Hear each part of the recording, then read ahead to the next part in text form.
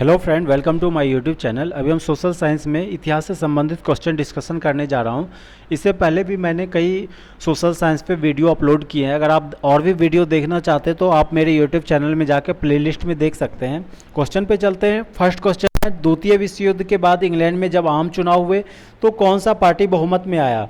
तो 1945 में इंग्लैंड में इलेक्शन हुआ था। उस समय जो है सो कौन सा पार्टी सत्ता में आया था, बहुमत में आया था, पूछ रहा है। तो लेबर पार्टी जो है उस समय सत्ता में आया था। वहाँ पे इंग्लैंड में जो है दो पार्टी मेनली है, लेबर पार्टी और सोशलिस्ट पार्टी। एग्जाम में ये भी पूछ सकता है कि भारत को जब आज़ादी मिला 15 अगस्त 1947 को, तो उस समय जो है सो इंग्लैंड में कौन सा पार्टी का शासन था, बहुमत किस पार्टी को था? तो लेबर पार्टी को था। आप याद रखिएगा, लेबर पार्टी।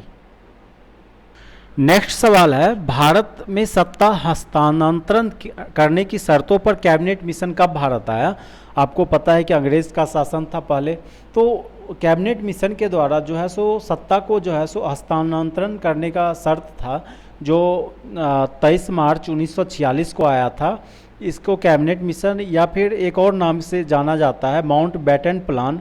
तो एग्ज़ाम में ये भी पूछ सकता है कि कैबिनेट मिशन को और किस नाम से जाना जाता है, किस प्लान के नाम से जाना जाता है? तो माउंट बैटन प्लान। तो एग्ज़ाम में कब आया था पूछ रहा है, तो 23 मार्च 1946 को आया था कैबिनेट मिशन दिल्ली में। नेक्स्ट क्वेश्चन कह रहा है, संविधान सभा निर्माण के लिए प्रथम बैठक कब आयोजित हुआ? तो संविधान सभा निर्माण के लिए जो प्रथम मीटिंग, फर्स्ट मीटिंग जो हुआ था वो 9 दिसंबर 1946 को हुआ था।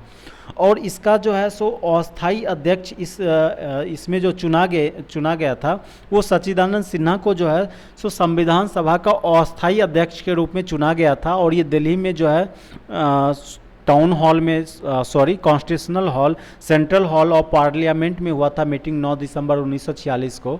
तो आप याद रखिएगा। और नेक्स्ट क्वेश्चन कर रहा है, उपयुक्त सभा की अध्यक्षता किसने की?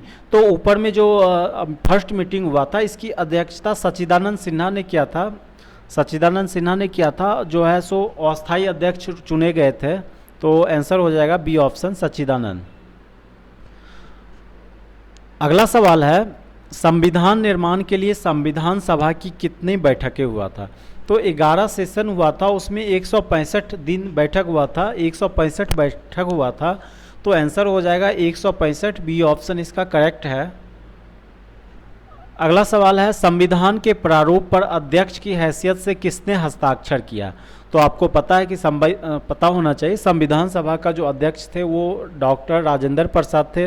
तो वही सिग्नेचर किए होंगे। तो डॉक्टर राजेंद्र प्रसाद जो है सो साइन किए थे। अस्थायी अध्यक्ष जो है सो सच्चिदानंद सिन्हा थे और अस्थायी अध्यक्ष जो है सो डॉक्टर राजेंद्र प्रसाद थे।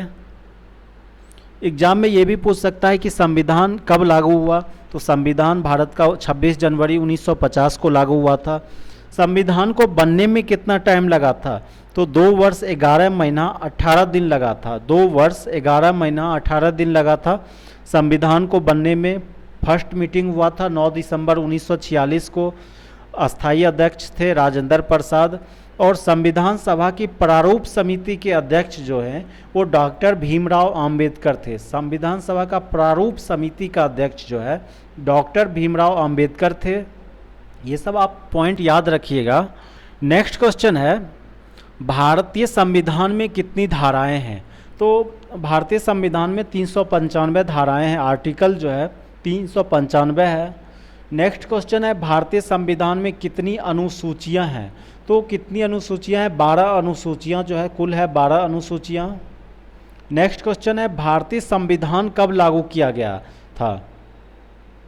तो संविधान जो है सो 26 जनवरी 1950 को लागू किया गया था। 26 जनवरी 1950 को भारत का संविधान लागू किया गया था।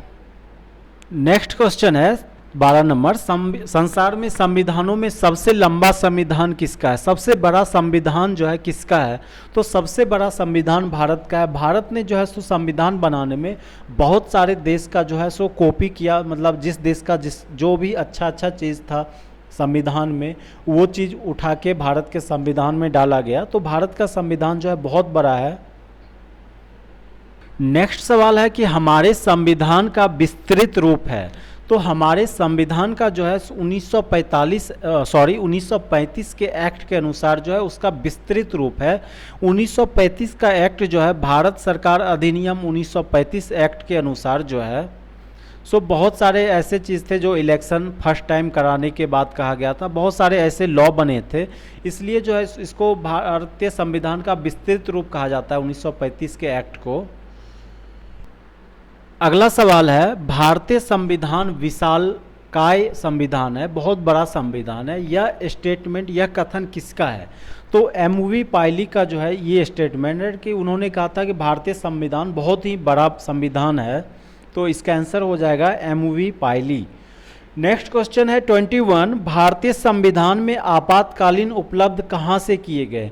उपलब्ध का यहाँ पे मीनिंग होता है कि हमारा जो संविधान है ये कहाँ से लिया गया है, तो ये जो है जर्मनी से लिया गया है। वहाँ के संविधान में पहले से था, तो भारत के जो संविधान बना रहे होंगे उनको लगा होगा कि ये अच्छा रूल है, इसलिए उन्होंने वहाँ से कॉपी करके भारत के संविधान में जोड़ लिया। आपातकालीन जो होता है एग्जाम में पूछ सकता है आपसे कि आपातकालीन के बारे में। आपातकालीन तीन तरह के होते हैं, एक राष्ट्रीय आपातकाल, एक होता है राज्य आपातकाल जिसको राष्ट्रपति शासन कहते हैं, एक होता है वित्तीय आपातकाल। तो किस किस अनुच्छेद से आता है ये पूछ सकता है एग्जाम में। जो राष्ट्रीय आपातकाल लगता है वो आर्टिकल अनुच्छेद 352 से लगता है, अनुच्छेद 352 से राष्ट्रीय आपातकाल लगता है। और जो राष्ट्रपति शासन लगता है राज्य आपातकाल वो अनुच्छेद 356 से लगता है, आर्टिकल 356 से लगता है। और एक वित्तीय आपातकाल होता है वो आर्टिकल अनुच्छेद 360 से लगता है। तो आप ये अनुच्छेद 352, 356, 360 याद रखिएगा कि क्या है ये अनुच्छेद। 352 जो है ये जो है राष्ट्रीय आपातकाल है, 356 जो है ये राज्य आपातकाल है, और 360 जो है ये जो है वित्तीय आपातकाल है। नेक्स्ट सवाल है, देश के आकस्मिक विपत्ति के समय, इमरजेंसी के समय अत्यधिक पावर जो है किसके पास होता है? तो जब देश में आकस्मिक आ जाएगा, विपत्ति आ जाएगा, उस समय जो है सबसे ज़्यादा पावर राष्ट्रपति के पास चला जाएगा, राष्ट्रपति के पास रहेगा। नेक्स्ट क्वेश्चन है, संविधान में नागरिकों के मूल अधिकारों का व्याख्या किन धाराओं में है? तो धारा जो है 12 से लेकर 35 तक, इसमें जो है मूल अधिकार के बारे में नागरिकों का दिया हुआ है, जैसे कि जीने का मतलब राइट, बोलने का आज़ादी, रहने का आज़ादी, कहीं भी रहने का आज़ादी, कहीं भी रोज़गार पाने का आज़ादी। तो ये सब बहुत सारे मूल अधिकार हम लोगों को मिला हुआ है। ये जो है धारा 12 से लेकर 35 तक है, याद रखिएगा 12 से 35 तक है। नेक्स्ट सवाल है, संविधान में नागरिकों के कर्तव्य को कब शामिल किया गया? पहले जो है संविधान में नागरिक का कर्तव्य नहीं था, लेकिन 1976 में जो है संविधान को संशोधित करके नागरिक के कर्तव्य को जोड़ा गया था। तो आंसर हो जाएगा बी ऑप्शन, 1976 ईस्वी में। अगला सवाल है, संविधान में नागरिकों के कर्तव्य को कौन से संविधान संशोधन के तहत शामिल किया गया था? तो 42वें संविधान संशोधन करके जो है नागरिक के कर्तव्य को जो है संविधान में जोड़ा गया था। तो डी इसका आंसर हो जाएगा 42वें संविधान। नेक्स्ट क्वेश्चन है 26 नंबर, संविधान में नागरिकों के कर्तव्य किसके प्रयास से शामिल हुआ था?